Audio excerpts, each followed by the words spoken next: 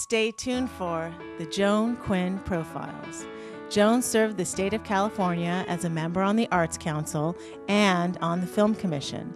She was formerly on the Architectural Commission and fulfilled 2 terms on the Fine Arts Commission for the city of Beverly Hills.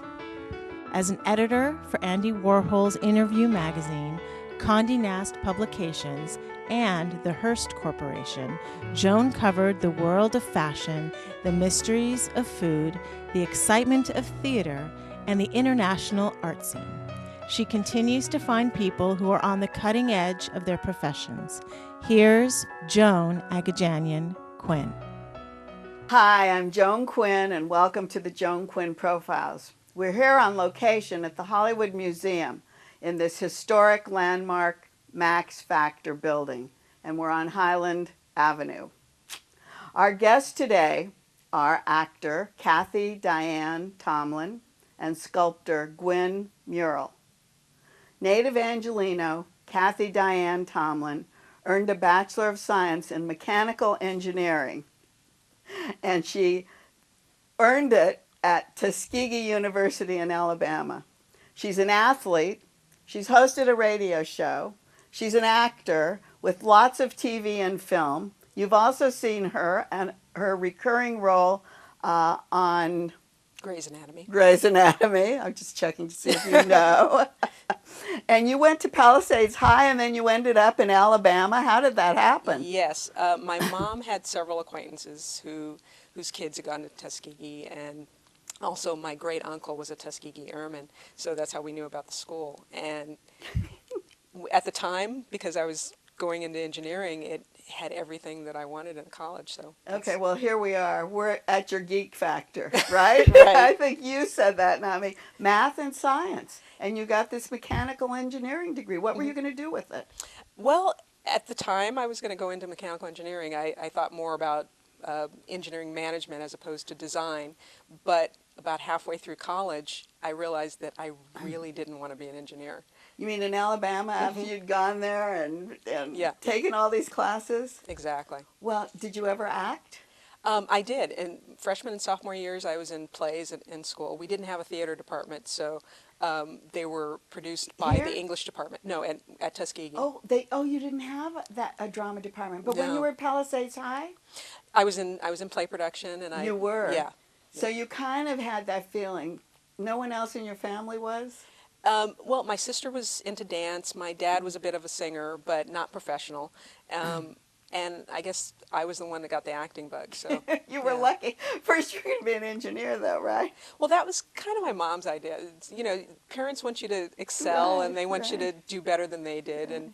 And she thought, you know, engineering was a good And if you were a career to go into. science person Exactly. and a math person. I had always done well in math and science in school, so So- she thought it was perfect for me. So right from university, did you go to New York? Worked for a couple of years as an engineer. I was working for Procter & Gamble in South Carolina. Oh, what do you do? What did you do in that kind of position? I worked in a manufacturing plant, and I basically supervised technicians on the production I line see. and things like that. So I was there for about 2 years, and during the time that I was there, I got involved with a couple of theaters in town. Oh. And I thought, you know, this is really what I need to be doing. So I sort of got everything tied up and made sure, you know, I was going in the right direction, and then I moved to New York. And then did you start taking classes? I started at American Academy of Dramatic Arts, and I went there for a little while until kind of my money ran out, and you know, it's like I guess I was a typical starving actor. You know, Are you in so. your 20s by this time? Yeah. Yeah, okay. And so after being at American Academy for a little bit, and I got my first job actually working on The Cosby Show while I was still at American Academy. Is that right? So did they cast you? Did they send you out on a casting call? I actually went, no, it wasn't through the school. It wasn't? I found an ad in Backstage, and they were doing an open call for stand-ins on the show. Oh. And I went to this open call where I found out later that there were a couple of thousand people showed up. Did you know that was going to happen? I had no idea. The casting call was about 2 days long, and I went the first day, and I got called about, I guess, a week or so later saying that they wanted me to come in and work on the show. So. Is that right? And then what did you do? I worked as a stand-in for a couple of seasons. So you were, oh, you did. So Yeah. you were on the set all the time. Yeah.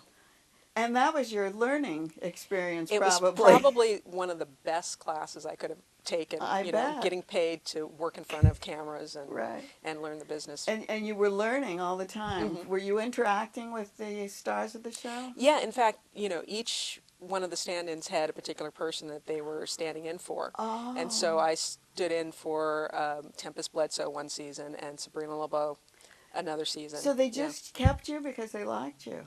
Because if they weren't, those two people weren't anything alike. They just... Well, yeah, exactly. They, as I said, each stand-in was assigned a particular principal actor that we were standing in for. So they needed you to be, you know, about the right height and about the right weight and be a good actor, because we Agreeable. Did you have to act? Well, we did.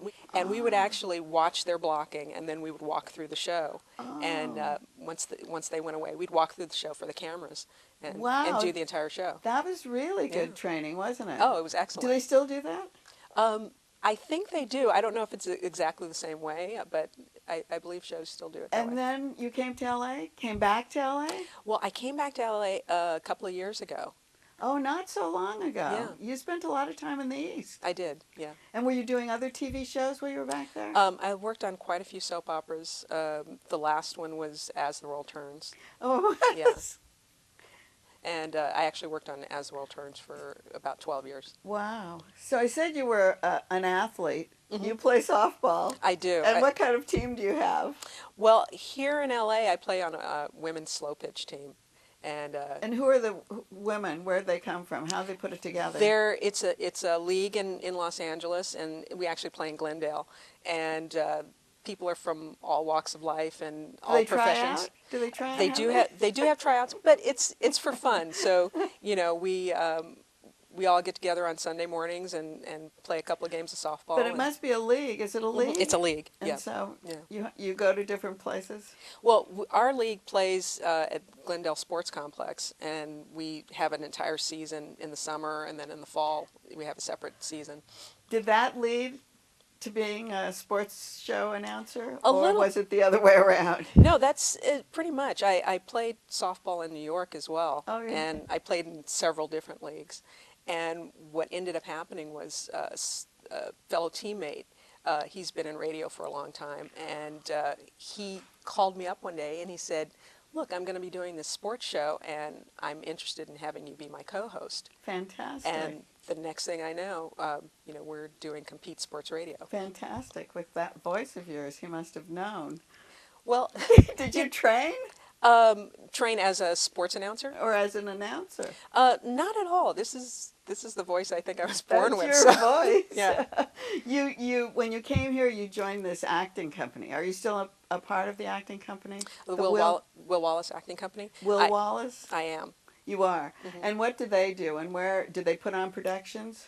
It's more of a learning company. We take classes every week, and you know, each month is sort of working on different scenes so that we can just perfect our craft. Did that lead to this film, Red Wings? It did. It did. Will is also a director, a writer, a producer, and this is a project that he had been, I guess, working on for quite a while. Well, tell us the story of Red Wings.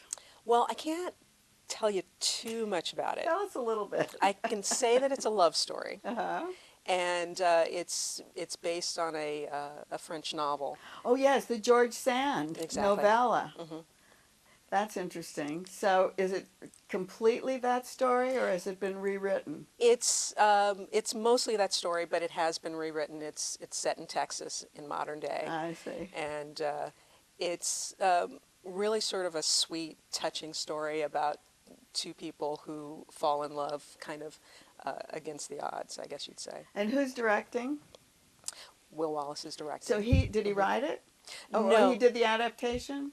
No, Catherine Aurelian did the... Took the it from the adaptation. novella. Mm-hmm. And then he directed it. Yes. And he has this kind of directing in his past, doesn't he?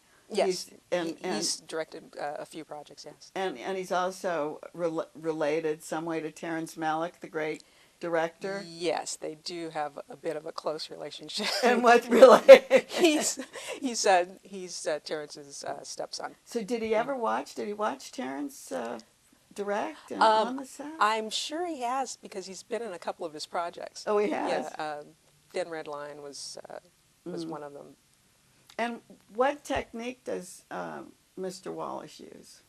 I'd say the best way to describe it is it's not one set technique. It's just about the actors being truthful to the characters and using your own emotions to, portray what the character would portray. Did you do rehearsals in your acting class with your ensemble or other people from your acting class in the film? We did take some scenes from the film to work on them. Will wanted to see some of the scenes up on their feet, and I think that was his way of, having, getting a leg up on sort of the pre-production part of the film, and just seeing what the scenes were going to look like. So would he help you more because since you were in his group with your character? Actually, no. I mean, we basically got an opportunity to audition for whichever character we thought we would fit best. And the only thing that Will said to us was, work on your Texas dialect. Oh, so how did you have to talk? Well, I guess I would say I just talked like this, like I was from Texas. And for an LA girl, that's not easy. Not really, but because I lived in the South for quite a while. Oh, that's right too. It sort of just came back to me, but Texas is very different from other parts of the South. Because somebody came on the radio and he went, "I'm from Tennessee," and you could tell immediately that he didn't sound like a Texan, but he sounded totally different. Yeah, every southern state has their own slightly We in the different West dialect. don't see it so much. But I guess when you're living there, it's a whole different sing-songy or... Yeah, and it's about inflections on certain parts of the words. words or dropping endings or, And how did you choose the character that you wanted to play? I think your character is part of the intertwining of the love story, isn't it? Or the undoing of the love story? A little bit. Well, I wouldn't say the undoing. I play the foster mother of one of the main characters when he's a child. Ah. And I would say of all the characters, since a lot of them are related, it was probably one of the characters that I felt like I could play the best. You could do. Yeah. And what's your next project? Well, I can't really say anything about it because in fact, I just got a call today. Good. So it's kind of in the works. I'll know something in a couple of weeks. You're going to continue acting. Oh, You're not of course. going to direct or write or do any of those other side effects. Well, I have done a little bit of directing in theater. I'm not really a writer, but I've worked with some good people that have written some great projects that I would love to to direct. Direct possibly in theater, but film I'm not sure if I'm there yet to direct in film. Have you done a lot of theater? I did quite a bit when I was in New York, and then coming here to LA, it's one of the ways that I've had an opportunity to sort of keep the juices flowing when I'm not on film. And meeting people too. Thank you. Thank you so much for having me. And thank you for watching this part of the Joan Quinn Profiles. We'll be right back with sculptor Gwynn Murrill.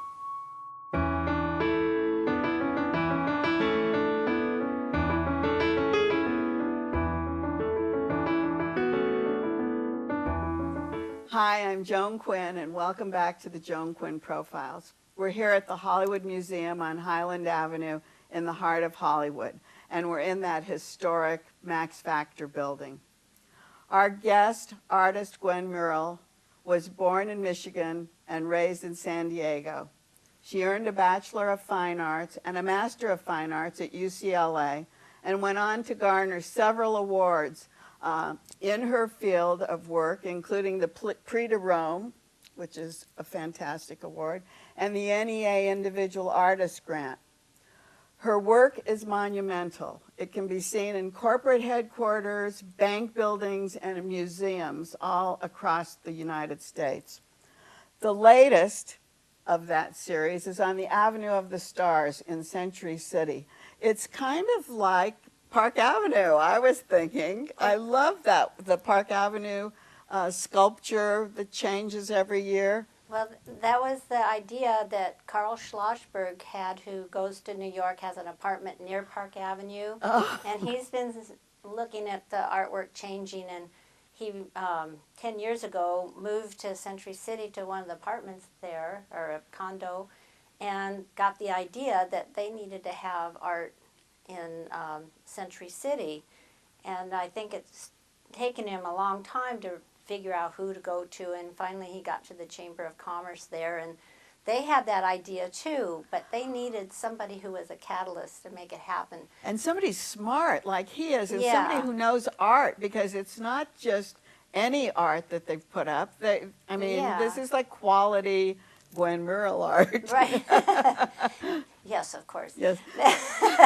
But anyway, it is important for someone like Carl to be involved. It is, and several years ago I was in an exhibition in Malibu with him, Oh, where I yes. showed the deer in a field, and it was a very successful exhibition. And so he goes across the street from his condo to the Continental Hotel, I think. Intercontinental, yeah. Intercontinental, to have coffee every morning, and he imagined the deer standing, in the median there. So he's been thinking about this for years. And he came to me last February and proposed the idea of my showing sculpture on the median.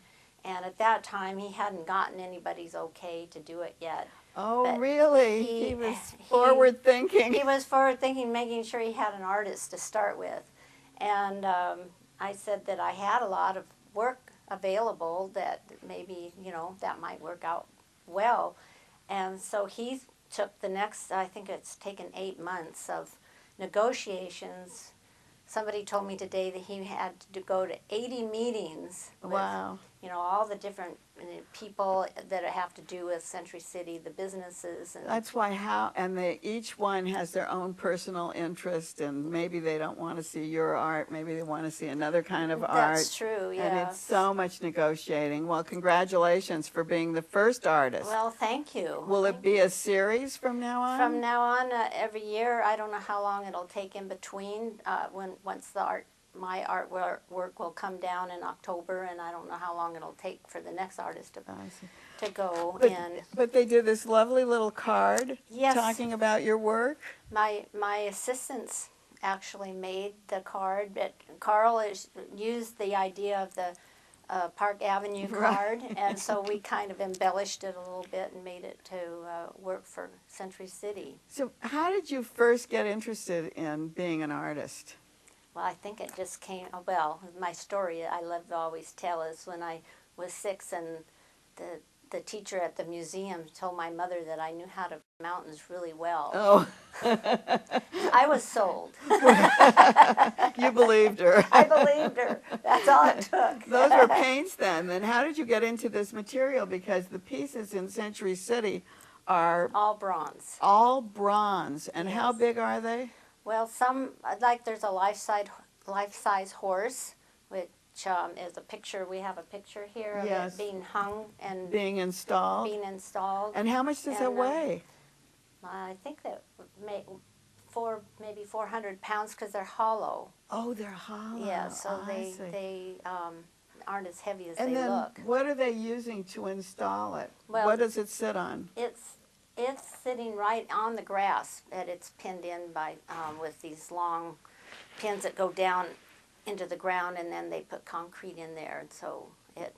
Will people move around it? And I mean, is it people safe? It Proof, is, yeah, people-proof? yeah. We hope so. And so did you always work with bronze? Well, I started out working with wood when I first made sculpture, and the reason I started sculpture was that I had to take a class to graduate from UCLA in sculpture because I was interested in painting. And Oh, you were painting I at was when yes, you I were was getting a your painter. master's and your I was, yes. Painting mountains. Yes, I was. And oceans. And oceans, too. I still paint landscapes. I'm just this old-fashioned painterly. Do you still paint? I do, but I don't really exhibit my paintings. But anyway, the start of the story is that I wanted to make a rocking horse. Oh. Because I didn't have I had a small apartment and I knew I needed to make some sculpture, but what do you do with sculpture? You know, I don't. So I thought, well, if I make a rocking horse, I can use it as furniture. We could sit on it. So I had this idea, and then I had to figure out how to put the wood together. But the wood was all laminated, wasn't it? I remember that, seeing those pictures, yeah. And it took me 3 quarters to take the class so that I could finish that one sculpture. Did it? And I had John McCracken as my teacher, and he didn't know anything about wood, that type of wood. And he said, "Oh, just go ahead and do it," you know. And by the time I finished that piece, I was really interested in working with wood and using tools, and I had to go make another one. Oh, so then that just moved you into bronze? Or how, when you do a bronze sculpture, what do you do first? Well, some of the wood pieces that I made, I had molds taken of them. That's what I wondered. And then actually when I got a National Endowment grant, that was what I used that for, was to take some of my wooden pieces and have molds made of them. And then they were cast in bronze. And once I got pieces in bronze, I was able to have shows of them outdoors, and they were more versatile than the wood. And were they big then, or were they small? Because I've seen those birds that are pretty small. Yeah, all different sizes. I've done small work, and at the time I was doing all life size, mostly dogs, coyotes. Oh, life size. How'd you get interested in animals? Well, that was another thing. I think it just came naturally to me. And I thought, well, you know, you could do people or you could do abstract, and I was never very good at being abstract. So I use animals for my forms. Most of your forms are animals, yes, aren't they? And some I do some figures. I'm beginning to get more and more interested in human figures now. I see. Do you have models? I don't do them. You know, I found out that for me the best way to work is using photographs, because I try to do it the Bob Graham style where you have, a model, right? And my figures were very stiff, and I couldn't figure out why until I started just using photographs, and I'm better at imagining the other side, because with animals you have to do that because you can never make them sit still. Oh, that's right. You couldn't. You have to. And the tiger that's in Century City? I did, there's 5 tigers that are around a fountain. Oh, there and are. the picture that we have here of this one tiger is with the fountain in the background. And they're sitting around the fountain and looking, you know, kind of like they're actors. Fantastic. How do you choose the patina on something like that? Well, that was, with those they have texture on them so that it kind of looks like the texture of fur, which I don't always do that. I'm not usually too involved in trying to reproduce the texture of fur. But the tigers, I wanted to do that because I like that. It gives that feeling that they have. And I just used kind of a plain patina, but I rubbed it out so that it has 2 different colors. So the horse would be different, the tigers would be different, the eagle, which is another big piece. Yeah, they all have different patinas, and some of them are going to change color during this year. Tell us what a patina is. Is it like a glaze? Well, there's in another picture here of me, that you see fire, and I'm holding a spray bottle. That's when I'm actually putting the color on a piece. So you use chemicals. I see. And a roofing torch. Most of them, some don't need heat, but most of the ones I use, you have to heat up the bronze, and then you put the color on, and then that changes it. And then it changes with the weather too, or can you seal in that color? Or? You can seal in that color. On some of them I have it sealed in, like the tiger is a little bit shinier and it has wax on it, and so does the eagle, but like the horse is more matte, and I didn't put any wax on that, and it's going to change. Oh, it's going to stay matte like that? Yeah, and it's going to change when it rains. It's going to get streaks on it. And then there's some deer that are near a fountain. It's another picture there. And the ones that are close to the water may turn green on one side. Oh, yeah, you won't know. What happens? Is that part of the process of actually being a sculptor? Well, for me, I like to see what happens. I feel like my sculpture is strong enough form that it doesn't really matter if, you know, what the color is, that the form is there no matter what happens to it. Can you make, well, you've made several tigers, say. Yes. Are they all the same? These tigers are pretty much all the same And could you color. make this tiger again with a different patina? Yes, I make a series of some 3 to 6. I see. And And who makes them? Who does the casting and the bronze work for you? Well, I have some guys that, you know, artists that work here in Los Angeles. Kristen Marvell, who's been working for me for 25 years. They do it in at your studio? No, he does it downtown, and he has his own studio. Does he do other artists too, or just you? No, he does other artists. I see. So yeah, there's it's gotten very popular to do to use bronze casting. When I first started in the 80s, there weren't very many foundries. But isn't it hard to move it around, and for a woman working with this heavy material? Well, I don't have to do that part. I work on I make the sculpture, and then I give it to them to make the mold and to make the bronze. And when I get it back, I put the color on it. I see. Do you make it life size, or do they blow it up? Because No. I remember Bob used to make some of them Right. small, and then they'd computer make it bigger. I do most of my own. I've done a little bit of computer generating, but my work is a little bit looser. His worked really well that way because it was the small ones he made were very tight, and he was I think he was myopic kind of because he He could was look very close always, yes. and he could do the details. So when he blew it up, he still had pretty much the same thing happening. And with me, when I blow my pieces up, it changes a lot. So I have to do a lot of work on them because I don't get the same proportions. No, so you just make them the way you want them. Yeah, I have to pretty much make them the way I want them. And not depend on anyone else. Well, I'm so excited that Century City is going to do that. I wish other parts of the city would do that. And talking about cities, and it's time for us to leave. We'll be gone in a minute. No. But you have a lot of work in other city centers. Mm-hmm. And like the same type of work? Well, I mean, like big animals? yeah, but I haven't ever had anything like this. This is 22 sculptures on the same, and it's 1 mile long. Yeah. And it's quite a feat for me. This is the first. I've never had anything like this happen. Fantastic. Congratulations. Well, thank you. And thanks for watching the Joan Quinn Profiles today. Keep writing to 777 South Figueroa, 44th floor, Los Angeles, 90017. And email jaquinn1@aol.com. See you next time.